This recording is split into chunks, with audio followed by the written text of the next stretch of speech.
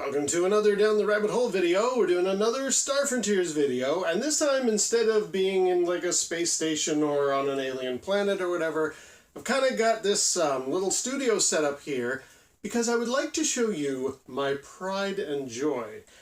I've asked before, do people want to see more about my particular Star Frontiers campaign? The answers were a resounding yes, so I give to you something I made that I absolutely love, and that is the Hungry Polecat. This is too big to fit in the screen. I'm going to have to sort of hold it around in different angles. That's why we're looking the way we are. This is a Hull Size 3 privateer ship that I created for my campaign. It was inspired by artwork I saw that I'll get to, but I basically took an image that I saw and I thought, that looks like something that could be made into something like an assault scout. But I don't want it to be an assault scout. I want it to be Hull Size 3, you know, that sort of size. But I want it to be my ship, and I'm going to tell you all about it so that if you would like to put the Hungry Polecat into your campaign, feel free. This, I'm sending out, anybody can use this. Go for it, enjoy. Where did this idea come from? Well, it's actually based on something I saw in Heavy Metal magazine. I saw this image, or collection of images. I can't remember what particular comic it was. I can't remember where it came from. I wish I could, because I would have then sort of sourced it for you. We're talking over 20 years ago. But I saw this image and I thought, you know, with all these different angles, a friend of mine who had Photoshop back then, that was high tech, he actually cut around it and separated the spaceship into this image for me, so I've got it scanned. And I thought to myself, that looks bulky enough that you could have the Star Frontiers standard, which this ship has, of horizontal decks. The ship's decks are here. It's not like Millennium Falcon style where it flies like that and everything is flat like you kind of see in a lot of movies. No, this one, it's actually got all the decks across this way, and it would land like that. And all of the gravity would hold the crew on the decks, and they would walk around. In fact, I happen to have a little Star Frontiers figure here. They would walk around on the decks, take the elevators up to the other floors. This design was made by me to be according to the way Star Frontiers should work. It's got a few problems. I had gone and basically I took the image from Heavy Metal. I kind of eyeballed what would that look like if you did like just a flat version of this. So I took it, I drew half of it on a piece of cardboard, which you can see right here, a big box, and I had folded the piece of paper in half, I think, and then I opened it up so you got a mirror image. And basically traced around, and then I took a very sharp knife and I cut the wings, the whole thing, and I drew in here. I did some paint and did various greeblies and hatches and bulkheads and all that kind of stuff, which I will show you close-ups of course. And then after I had completed it and thought, oh, what a good job I've done with this ship, I then realized, wait a minute, you don't have the engines on it. So it's like, oh, darn, you're right, this thing doesn't have any engines. So I've kind of jury-rigged a couple of engines as separate pieces on either side. It looks correct to the pictures in the Heavy Metal magazine, but it was a last-minute bolt-on, so they just taped on there, and I'm surprised that 20-year-old tape is still holding in place. That one's a bit loose, but we'll leave it in its original state, shall we? Just imagine the engines are properly hanging down, and that's how that works. So, what is the Hungry Polecat? It was going to be the Millennium Falcon of our campaign, and what I'm going to do, if anybody wants to use this idea, this design, please feel free. I would love it if the Hungry Polecat lives on in your campaigns. I'm going to put a PDF down below in the description of the entire ship, all of its decks, all detailed. I'm also going to have high-ish resolution screen or images of what each of the floors looks like, so that, and I'll go into them in a second, but there's 6 floors on this thing. They are stacked vertically, just like Star Frontiers should have it, and If you go through the PDF, if you read through all of the details of the bridge and engineering and the cruise quarters, you will probably run into some things that are very specific to my campaign, so I'm going to have to translate what they mean, but down the road. What are the different floors on the Hungry Polecat, and why is it called the Hungry Polecat? Deck 1 is up here. It's the bridge. And I decided to go, I'll just move forward a bit, I decided to go with, since in the artwork you've got this curved kind of a Slave One Boba Fett ship kind of a design, I thought, right, that would work perfectly. If you're standing on the bridge, you're at the captain's chair and you have this curved window that goes right over your head. That's what we've got here. Plus the engineering, I think, also is in, or is it the gunner? It's all in the PDF. There's 2 positions on the first floor. And there's an elevator that goes right down the entire length of the ship. Deck 2, which is roughly around here, is engineering. That's where the engineer keeps things going, repairs, etc., etc., and where the central computer is. Deck 3 is, I think, here. That's the common area. That's sort of where you can lounge around and do your chit-chats and have your food and all that kind of stuff. Deck 4 is here, I believe. That is cruise quarters, including where the escape pods are. I figured these things on the artwork, they look like a curved bulkhead, the kind of thing escape pods could jettison out of. So there's 6, 3 on either side. That's cruise quarters, and this is a laser turret, not laser cannon, because that has to come out the front. I think it's laser battery. This is a laser battery, and I decided to make it pseudo Millennium Falcon style, where you're sitting in the chair and it can rotate up and down and all, like a ball turret in a B-52, B-17. So if you were, see, for example, this actually happened in my campaign. The Hungry Polecat lands and your crew is all out on the tarmac and there's a fight going on. Somebody's like, right, I'll show those guys. I'll get from where I am in my cruise quarters down to the laser battery, jump in there, bring the guns down and start firing at the crowd and that kind of stuff. So it's handy for that kind of thing. Plus, being on the top of the ship, it would actually work as a great way to, fight off anybody that's above you. That was deck 4. Deck 5 is maintenance, and that is roughly here. Also in the infirmary, so you're not just maintaining any of the equipment, but you're also maintaining the crew, who probably got a few gyrojet pistol shots during their last bit of combat. And finally, deck 6. What did I call deck 6? I can't remember. Anyway, it's the maintenance. No, maintenance was above. Anyway, deck 6, storage.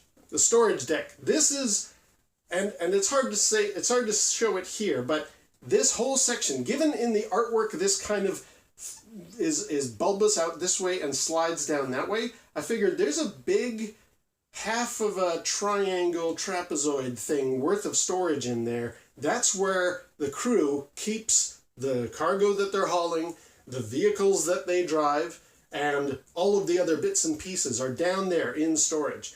So, vehicles that they drive, you say, wait a minute, this thing has vehicles? Yes, it does. It's got a motorcycle and an Explorer or some kind of big truck. How does it get in and out of the ship, you must ask? Well, as it so happens, you can see here these panels here, which are from the original artwork piece. In my version, I thought, you know what that would work perfectly as? A ramp that could lower down, and you could drive your car, your motorcycle or your truck in and out of there and screech around and go off and rescue your crew members, and then as you're hauling back and the bad guys are chasing you, you drive up the ramp, you slam the door and say, punch it! And the captain or whoever's up in the bridge can hit the engines and take off into space. And then you can make your way up there. That's, in a nutshell, the ship. That's its layout. If you want a deep dive into all of the things and all of the stuff that is in each floor here, again, check the PDF down below. A couple of apologies. So, there's some terminology in there that might be confusing if you're not in my Star Frontiers campaign. I mentioned bits of hardware that I have talked about before. I believe it's in engineering. No, maybe it's in maintenance. I think it's in maintenance. The grav-deg absorber. That's not something that was ever described in any of the game books. I made that up. I thought to myself, and I've talked about this, when you're flying through space, going at 1 ADF, which is a Starfinder's term, you're pulling about 3 Gs, which is fine. You know, people can manage that. You're sort of walking around the decks here kind of harshly, but you're doing it. But this thing can go 5 ADFs. I think it was 5, so that's like 15 Gs. You're going to turn into a jam on the floor.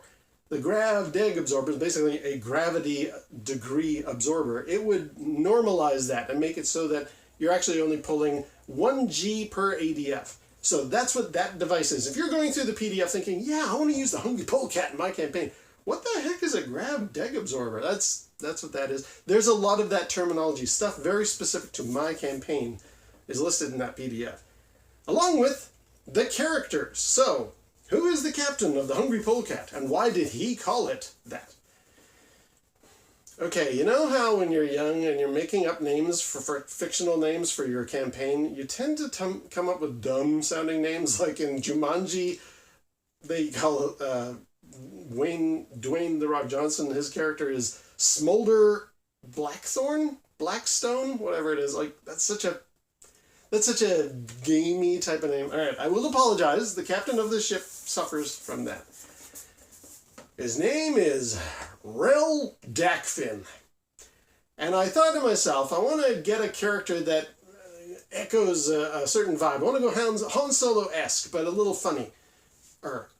So I decided, well, I was really big into Full Throttle, the LucasArts game at the time, and Ben from that game really has a kind of a trucker or biker Han Solo vibe going for him. So I took that motif, called him Rel Dakfin, and he's the captain of the Hungry Polecat.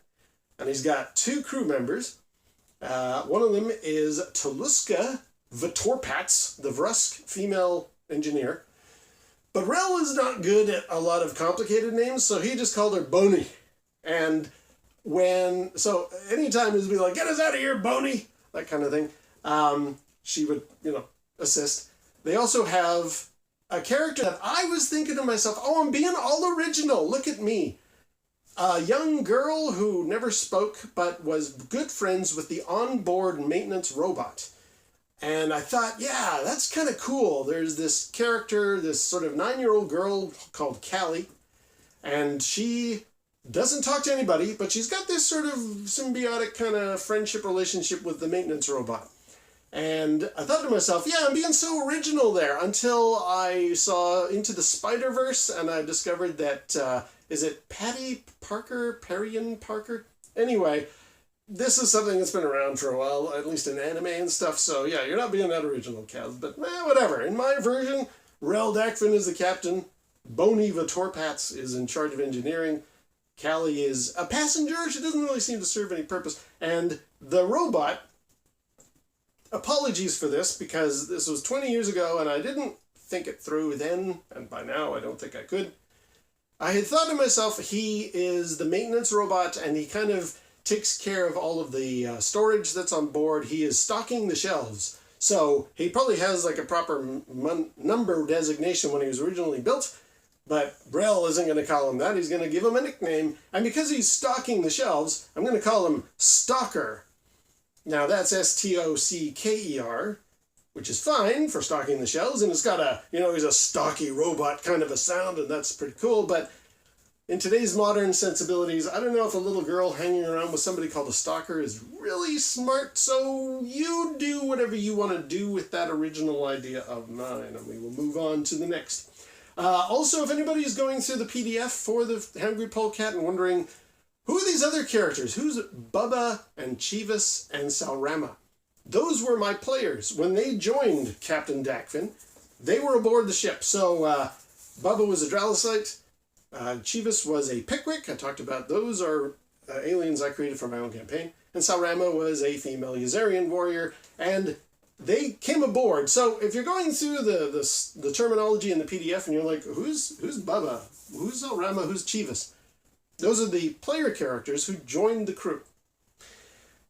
What else can I say? Why did Rel Dakfin call this the Hungry Polecat? Obviously, I'm going for something like Millennium Falcon, an adjective and an animal. Not very original. But I thought to myself, well, that name kind of spoke to me, the Hungry Polecat, and I thought there's probably a story there. And I did make up one where Rel was trying to get the original captain of this ship, I think for a bounty, and they were up at the North Pole of this planet, surrounded by snow. And they, in my story version, I can't remember the exact way I termed it, but basically Rel had managed to get the captain of this, or the crew of this ship, to come out and find him on the snowy plains, knowing full well there was a polecat up there, big giant feline creature that would kill them all, and then he would sneak aboard and take off from the ship. And that was sort of his plan. It worked out, and he christened this ship, thanks to the Hungry Polecat, I got away. So that's why it got that name. So a little bit of lore there for you. What else can I say? Yes, so let me just show you, again, we'll take one of the Star Frontiers figures. I hope that's coming through. It is to scale, so I'm probably not going to show this very clearly here, but these panels fold down and a vehicle can drive up. And if our dude here is 2 meters tall, you're probably looking at like a 1, 2, 3.5, an almost 30 foot tall platform or ramp that comes down. That's pretty good for a couple of vehicles. Oh, and Rel Dakfin, being that he's based on Ben from Full Throttle, loves his motorbikes. You're going to read in the PDF, he's got a lot of magazines about motorbikes. And he's parked one of his inside here. You'll see in the graphic image or the floor plans of the ship.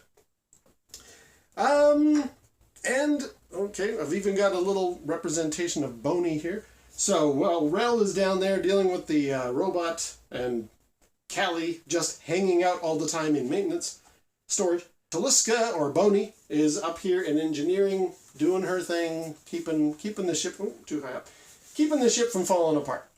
And I also like the name Hungry Polecat because it had that sort of, it's always running out of fuel thing.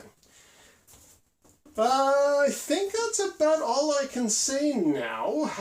That's the Hungry Polecat. That was my ship that I came up with based on the image from Heavy Metal. And I just thought, yeah, that'll work well, Assault Scout style. And this is how I made it. I hope you like that. I'm going to, again, put links below that you can download. Use all of those files to your pleasure. I have no ownership of that stuff, so if you want to end up using that in your game or do anything with it, go for it. I love this. I would love it if this ship gets some attention and is used once again, because there's a lot of memories in the Hungry Polecat for me, and I hope it gets new memories in your game. And clearly, the Hungry Polecat has just gone into the void, so I'll stop there. Until next time, we'll see you down the rabbit hole.